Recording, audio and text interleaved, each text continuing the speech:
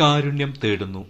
തലച്ചോറിലെ രക്തക്കുഴലുകൾ പൊട്ടി അബോധാവസ്ഥയിലാവുകയും 2 വൃക്കകളും തകരാറിലാവുകയും ചെയ്ത രാജഗിരി മെഡിക്കൽ കോളേജിൽ 2 ശസ്ത്രക്രിയകൾക്ക് വിധേയനാവുകയും ചെയ്ത കുടുംബനാഥൻ കനിവുള്ളവരുടെ സഹായം തേടുന്നു. കൊരട്ടി ചിറങ്ങര കക്കാട് ദാസനാണ് സുമനസുകളുടെ കാരുണ്യം തേടുന്നത്.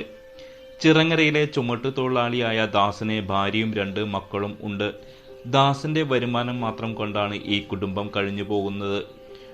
തുടർ ചികിത്സയ്ക്കും മറ്റുമായി 10 ലക്ഷം രൂപയെങ്കിലും വരുമെന്നാണ് ആശുപത്രി അധികൃതർ പറഞ്ഞിരിക്കുന്നത്. പാവപ്പെട്ട ഈ കുടുംബത്തിന് ഇത് താങ്ങാനാവില്ല.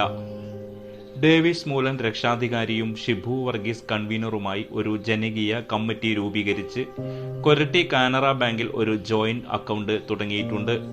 എല്ലാവരുടെയും സഹായം ഈ കുടുംബം അപേക്ഷിക്കുകയാണ്. പരമാവധി ഷെയർ ചെയ്ത് ഈ അപേക്ഷ എല്ലാവരിലും എത്തിക്കുമല്ലോ.